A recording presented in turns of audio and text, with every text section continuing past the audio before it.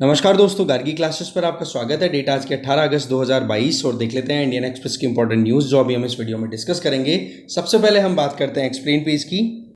First article है कि Kenya में अभी प्रेसिडेंशियल इलेक्शंस कंप्लीट हुए हैं। ठीक है, 9 अगस्त को इलेक्शन हुए थे। फिर उसके बाद में अभी रिजल्ट्स आने वाले हैं। उसके पहले ओपिनियन पोल डिक्लेयर हुआ है। ओपिनियन पोल में 2 कैंडिडेट लीड कर रहे हैं और दोनों कैंडिडेट में जीतने वाले के चांसेस किसके हैं वो अगर देखें तो देखो, रायला ओडिंगा करके लीडर हैं एक, जिनको एग्जिस्टिंग प्रेसिडेंट का सपोर्ट मिला है, जिनका नाम है उरू किन्याता। ठीक है, तो ये दोनों तो एक तरफ हो गए और इनके ऑपोजिशन में existing deputy president William Ruto हैं जो कि अपनी तरफ से लड़ रहे हैं। तो ये दोनों ग्रुप डिवाइड हो गए। अब इसमें लीड किसको मिल रही है ओपिनियन पोल में? विलियम रूटो को।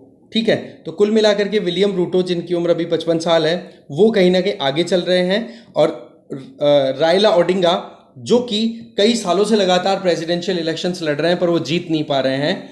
ठीक है, इवन जो ये उरू किन्याता है, इन्होंने भी पिछली बार के प्रेसिडेंशियल इलेक्शन में रायला ओडिंगा को ही हराया था, पर अब की बार इन दोनों ने साथ में चुनाव लड़ा। तो ऐसे में 77 ईयर्स ओल्ड ओडिंगा जो है वो हार की तरफ बढ़ रहे हैं। तो ऐसी परिस्थितियों में कीनिया की स्टेबिलिटी, चाहे इकोनॉमिकल हो चाहे पॉलिटिकल हो, बहुत ज़्यादा इंपॉर्टेंट है। उसी पॉइंट ऑफ व्यू से हम इस आर्टिकल में देखेंगे कि क्या क्या सिग्निफिकेंट पॉइंट्स निकल के आते हैं कीनिया के लिए। ठीक है, बेसिकली ओडिंगा जो है वो लुओ ट्राइब से बिलोंग करते हैं कीनिया की। और अगर हम देखें किन्याता, ये लीडर है कियूकू ट्राइब से बिलोंग करते हैं। एक तरीके से ये ग्रुप्स हैं जो कि कीनिया में मिलते हैं, कई बार पूछा जाता है प्रीलिम्स में। तो इलेक्शंस जो हैं, जो भी रिजल्ट आए, सवाल ये है कि इनके बीच में एक प्रॉपर कोलैबोरेशन होना चाहिए, कहीं पर भी इनके बीच में डिस्प्यूट नहीं होना चाहिए। नहीं तो आपको पता है कि डोमेस्टिक क्राइसिस जो है वो फिर बाद में बहुत मुश्किलें पैदा कर देता है, खुद को इंटरनली भी वीक करता है। और दूसरी प्रॉब्लम कहाँ पे आनी शुरू हो जाती है कि जब इंटरनेशनल प्लेटफॉर्म्स में आप पार्टिसिपेट करते हो तो वहाँ पर भी क्राइसिस का सामना करना पड़ता है। तो पहली चीज़ तो एक पॉलिटिकल स्टेबिलिटी आनी बहुत ज़्यादा ज़रूरी है कीनिया में। दूसरी अगर बात करें तो एग्जिस्टिंग प्रेसिडेंट, ठीक है, किन्याता, इनके हिसाब से देखिए तो कीनिया जो है इसने लगातार चाइना के साथ में अपनी इकोनॉमिक कॉपरेशन बनाए रखी, जबकि स्ट्रेटेजिकली कीनिया ने किसके साथ एंगेज किया? यूएसए के साथ में। इसका बेस्ट एग्जांपल, जब यूक्रेन ने रशिया ने यूक्रेन पे अटैक किया तो उस केस में रशिया को क्रिटिसाइज करने में यूएसए का पूरा सपोर्ट किया था कीनिया ने, जबकि पैसे पे डिपेंडेंसी किस पे चल रही है कीनिया की? चाइना पे। अब देखो, बात ऐसी है कि चाइना और रशिया दोनों मिलकर के लगातार कीनियाता की सक्सेस के लिए काम कर रहे हैं कि कैसे भी करके ये जीत जाए कीनियाता, क्योंकि कीनियाता के टाइम पर ही चाइना के साथ में एंगेजमेंट बढ़ी है। दूसरी अगर देखा जाए तो इंडियन ओशियन रिम एसोसिएशन का जो 23 नेशंस का ये जो ग्रुप है, इंडियन ओशन के जो किनारे पे लोकेटेड जो भी कंट्रीज हैं ना, इनमें कीनिया बहुत इंपॉर्टेंट है इंडियन ओशन में लोकेटेड होने की वजह से। एक बार हम मैप देख लेते तब आपको समझ में आ जाएगा। तो कुल मिलाकर के कीनिया में चाइना और रशिया अपनी पूरी ताकत लगा करके बैठे हैं कि कैसे भी करके कीनियाता के सपोर्ट में जो ओडिंगा की सरकार है वो आ जाए। ठीक है, नेक्स्ट इंपॉर्टेंट पॉइंट ये आ जाता है कि कीनिया जो है वो currently United nation security council में नॉन परमानेंट मेंबर है। ठीक है, जैसे इंडिया है ना अभी, उसी तरीके से। और यूनाइटेड नेशन सिक्योरिटी काउंसिल की प्रेसिडेंसी भी कीनिया के हाथ में आई अक्टूबर 2021 में। और कीनिया ने अपनी तरफ से कुछ इनिशिएटिव लिए, जिसके चलते ये था टारगेट कि रीजनल कॉन्फ्लिक्ट्स को अवॉइड करना बहुत ज़्यादा ज़रूरी है, क्योंकि क्षेत्र विशेष में जब लड़ाइयाँ होती हैं तो बोलो बहुत प्रॉब्लम हो जाती है।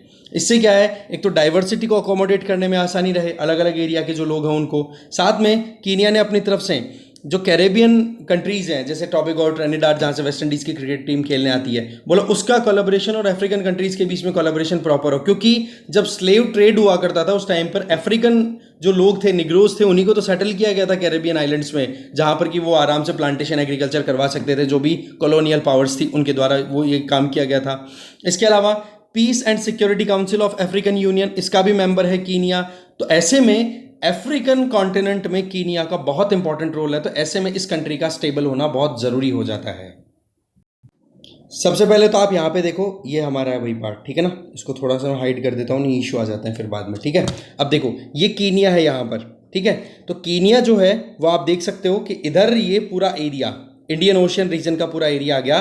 तो यहाँ पर ये बहुत इंपॉर्टेंट लोकेशन पे आ जाता है। ठीक है, ये जो एरिया है, इधर वाला पाकिस्तान ऑक्यूपाइड कश्मीर ये हमारा है, और इधर वाला भी ये जो चाइना ने इलीगली ऑक्यूपाई कर रखा है 1962 से, वो भी हमारा है। ठीक है, खैर पॉइंट हमारा यहाँ पर कीनिया के बारे में जानने का।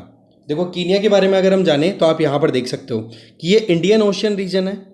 ओके। इसमें जो भी कंट्रीज इसके साथ में अपनी कोस्टल लाइन शेयर करते हैं, इवन इंडिया भी आ गया इसमें, तो इस तरीके से ये प्रॉपर अपने एक दूसरे के साथ कोलैबोरेट करके चलने वाले कंट्रीज हैं। इंपॉर्टेंट लोकेशन है कीनिया की। इसके अलावा अगर हम कीनिया की वैसे देखिए कि कौन कौन से कंट्रीज के साथ में कीनिया अपनी बॉर्डर शेयर करता है, उसकी अगर बात करी जाए तो वो हम देखते हैं एक बार। कीनिया के साथ बॉर्डर शेयर करने वाले कंट्रीज में इथियोपिया देख सकते, इधर सोमालिया देखो सबसे पहले, फिर इथियोपिया आ गया, फिर सूडान आ गया, ठीक है। सूडान में भी कौन सा है, ये साउथ सूडान में, ठीक है, सूडान नहीं है, साउथ सूडान। ये आ गया युगांडा इधर, ये लेक विक्टोरिया के साथ में थोड़ी सी बॉर्डर शेयर होती है।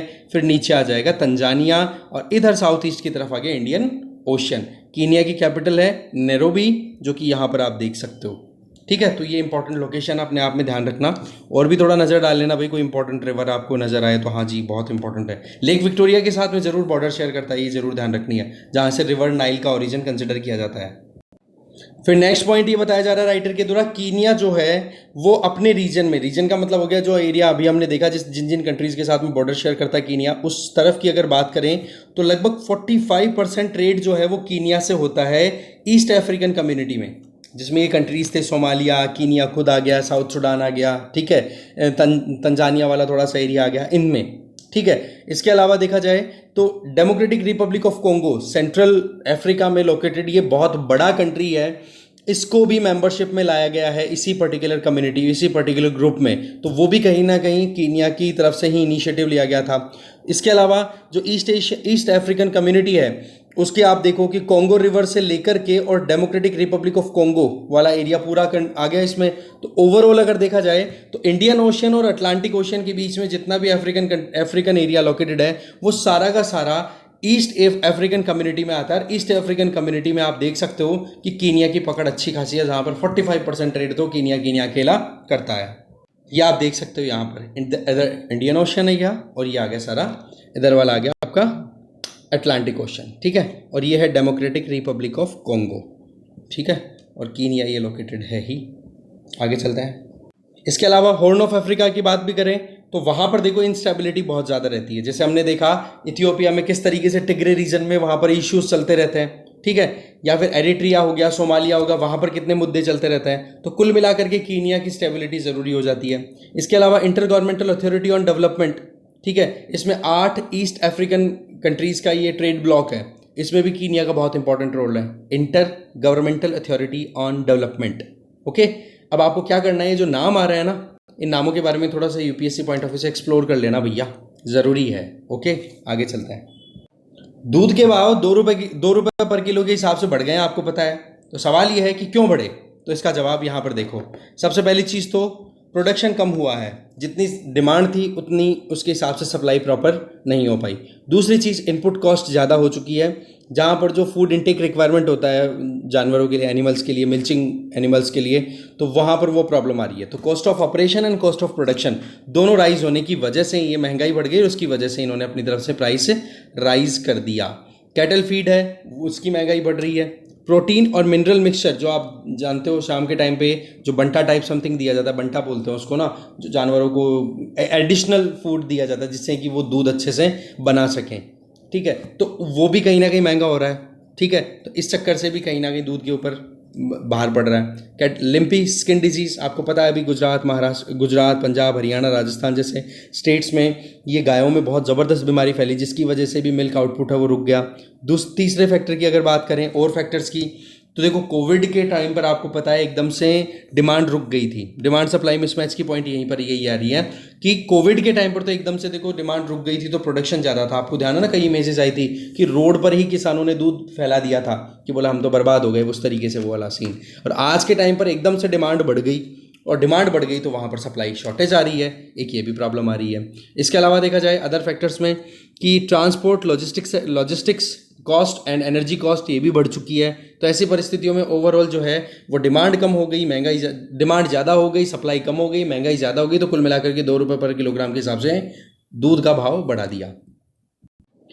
नेक्स्ट है, देखो इंडिया को डेवलप्ड बनाने के लिए अपनी तरफ से पूरी कोशिशें हमें करनी है। हमारे प्राइम मिनिस्टर नरेंद्र मोदी जी ने पंच प्रण के अंदर सबसे पहला प्रण यही दिया था कि 2047 में जब हम 100 साल के हो जाएंगे तब हमें एक डेवलप्ड कंट्री के तौर पे कंसिडर किया जाए इंटरनेशनल कम्युनिटी में। अब सवाल यह है कि डेवलप्ड कंट्री की डेफिनेशन क्या है। तो देखो, world economic situation and prospect जो कि यूनाइटेड नेशन के द्वारा रिलीज की जाती है, नाम लिख लेना भैया, क्वेश्चन आता है सीधा, world economic situation and prospect ये कौन रिलीज करता है? यूनाइटेड नेशन, सीधा क्वेश्चन आता है ऐसे ही, ठीक है। तो उसमें 3 कैटेगरीज में कंट्रीज को डाला हुआ है। एक तो डेवलप्ड इकोनॉमीज, एक होती है इकोनॉमीज इन ट्रांजिशन, एक होती है डेवलपिंग इकोनॉमीज, 3 इकोनॉमीज के ट्रांजिशन।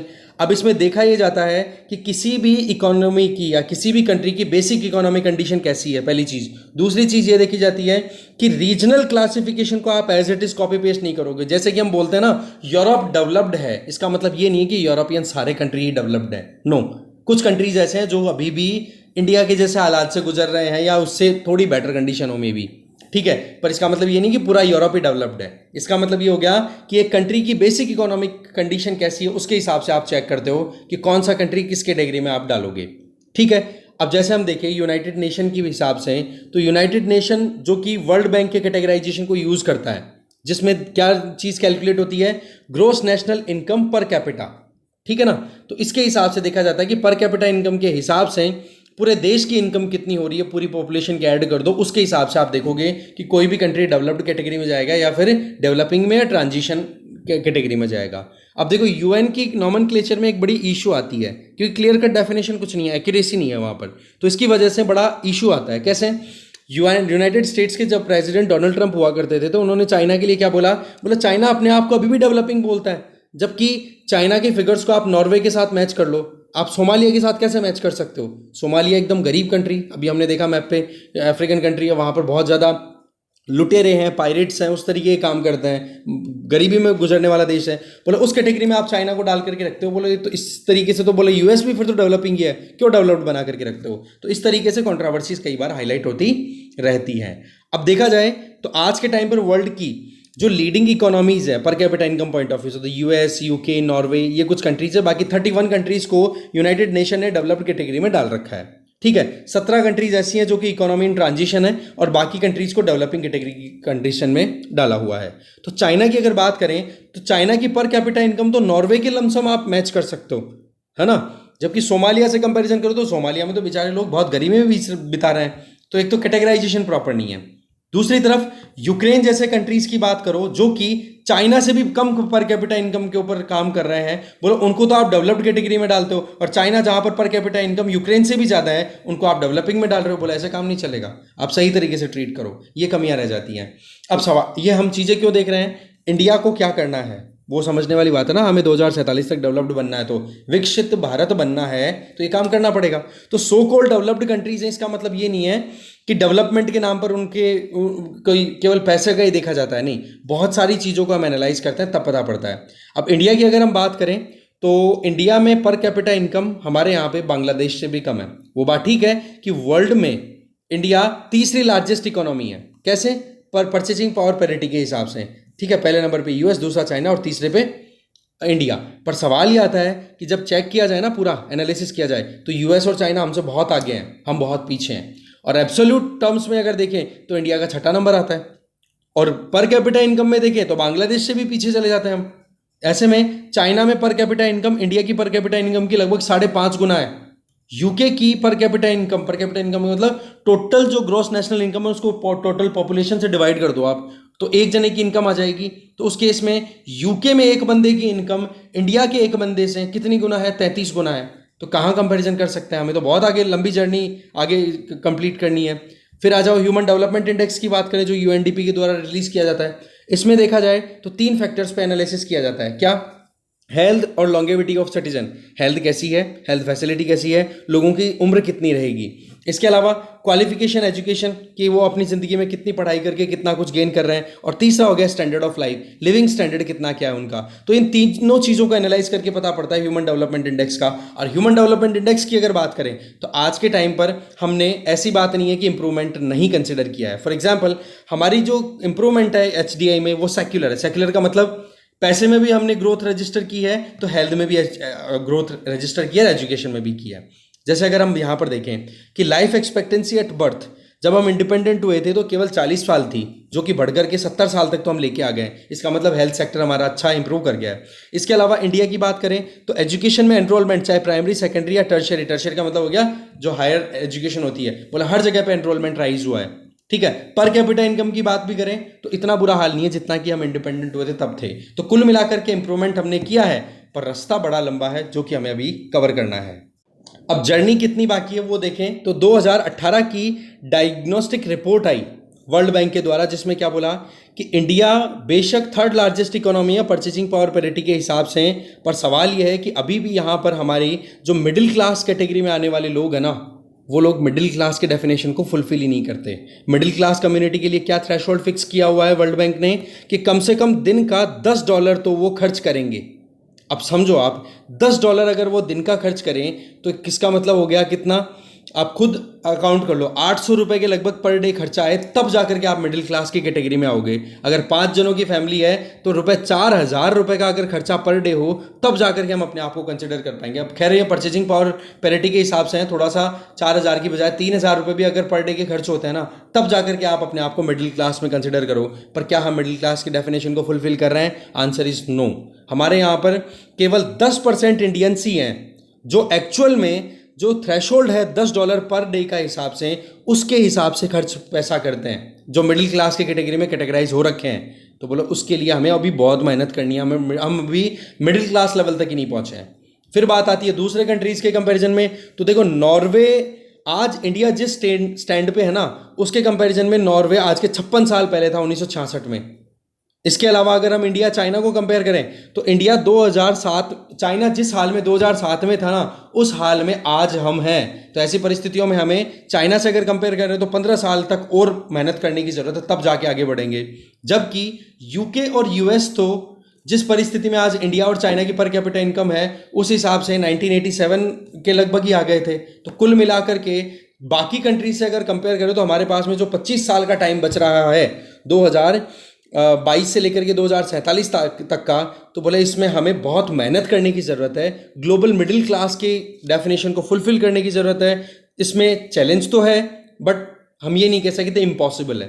पर प्रॉब्लम क्या है, आज भी हमारे यहाँ पर लगभग 218 मिलियन, आप समझो 21 करोड़ लोग अभी भी एक्सट्रीम पॉवर्टी के अंडर में जी रहे हैं। इनको गरीबी से निकालना जरूरी है। ये डेटा है 2013 का, इससे हमें निकालने की ज़रूरत है। और गरीबी कोविड की वजह से कहीं ना कहीं फिर से रिवाइवल पर आ गई। पर कैपिटा इनकम को आप यहाँ से कंपेयर कर सकते हो कि सोमालिया पर कैपिटा इनकम $450 है और आप इंडिया की देखो 2170, बांग्लादेश की देखो 2620। बांग्लादेश बहुत आगे निकल गया है, ठीक है ना। और बाकी जो इधर देखो नॉर्वे, यूएस, यूके, यहाँ पर $13,205 से भी ज़्यादा इनकम आ रही है। तो कुल मिलाकर के हमें बहुत मेहनत करने की ज़रूरत है, ये है मेन पॉइंट। ओके, आगे चलते हैं। ह्यूमन डेवलपमेंट इंडेक्स में भी आप देख सकते हो इंडिया कहाँ पर है, चाइना कहाँ है, और यूएस, यूके और ये लोग कहाँ पर है, ठीक है। इधर पर कैपिटा इनकम के हिसाब से देखें तो यूएसए, नॉर्वे हो गया, यूएस हो गया, यूके हो गया, ये कंट्रीज़ हैं। अब आ जाओ फिर इंडिया की बात करो, चाइना की बात करो, तो थोड़ा सा ये एक्सचेंज कर लो, ठीक है। ऊपर नीचे ऐसा नहीं होगा, इंडिया नीचे है, इंडिया ये है, ठीक है। चाइना यहाँ पर है, यूके ये रहा, यूएस ये रहा, नॉर्वे यहाँ पर। तो हम बहुत नीचे हैं अभी, तो बहुत आगे बढ़ने की हमें ज़रूरत है। फिर हम आगे इकोनॉमी पेज पे देखो, फैक्ट्री काउंट थोड़ा सा बढ़ा है और वर्कर्स की जो जॉब है वो भी हम देख लेते हैं। देखो अभी recently Ministry of Statistics and Programme Implementation के द्वारा एक रिपोर्ट रिलीज़ की गई है जिसका नाम है एनुअल सर्वे ऑफ इंडस्ट्रीज़। इसमें क्या बताया गया है कि 2020 के फाइनेंशियल ईयर में, मतलब 2019-20 में हमारे यहाँ पर टोटल कितनी फैक्ट्रीज रही, 2.46 लाख, ठीक है, जो कि कितने लोगों को रोजगार देती है, लगभग 1.3 करोड़ वर्कर्स को, जो कि 2018-19 के कंपैरिजन में 1.7% ज़्यादा है। 2018-19 में कितना रहा, यहाँ पर देख सकते हो, फैक्ट्रीज थी 2.42 लाख, जो कि बढ़ करके कितनी होगी, 2.46 लाख। पहली चीज़ क्लियर। दूसरी, जॉब्स कितनी क्रिएट हो रही है, वो बढ़ी गई, ये हो गया 2017-18 में ये था। इसका मतलब फैक्ट्रीज हमारे यहाँ पर राइज हुई है। फैक्ट्री राइज हुई तो डेफिनेटली जॉब्स भी बढ़ी हैं, ठीक है। इसके अलावा देखा जाए ना तो बाकी इतना कुछ काम का है नहीं। वर्ल्ड पेज पे अगर नज़र डालें तो देखो थाईलैंड में कल बॉम्ब ब्लास्ट हुए 17 लोकेशंस पे, ठीक है। तो अभी तक तो देखो किसी ने क्लेम किया नहीं है कि हाँ जी हमने ये बॉम्ब ब्लास्ट कराए हैं, पर वहाँ पर एक ग्रुप ऑपरेट करता है जिसका नाम है पटनी यूनाइटेड लिबरेशन ऑर्गेनाइजेशन, पूलो, ठीक है। उस ऑर्गेनाइजेशन को कहीं ना कहीं डिस्टर्बेंस के लिए कंसिडर किया जा रहा है। बाकी तो देखने वाली बात है कि कौन क्लेम करता है। बाकी 17 जगह पे बम ब्लास्ट हुआ है, आप ये देख लो, गैस के टैंकर्स को भी उड़ा दिया गया है। इसके अलावा इजराइल और टर्की ये भी देखो डिप्लोमेटिक टाइज में आने वाले हैं। अब कब तक आते हैं देखते हैं, रिस्टोर करेंगे फुल डिप्लोमेटिक टाइज को, ठीक है। देखते हैं कब क्या होगा। इसमें भी देखो यूएसए का अपने आप में बहुत इंपॉर्टेंट रोल है। इसके अलावा चाइना और इंडिया दोनों अपने मिलिट्री ट्रूप्स को भेज रहे हैं रशिया में, जहां पर वोस्टॉक करके एक जॉइंट मिलिट्री एक्सरसाइज होगी जिसमें इंडिया और चाइना की दोनों की तरफ से पार्टिसिपेशन रहेगा। बाकी और कंट्रीज का भी पार्टिसिपेशन आप यहाँ पर देख सकते हो, कौन कौन से कंट्रीज का पार्टिसिपेशन है। India, Belarus, Mongolia, Tajikistan, China, Russia की खुद की तो होगी ही, ठीक है। तो इस डिस्कशन में जो भी था यहीं पे खत्म है। Thank you very much.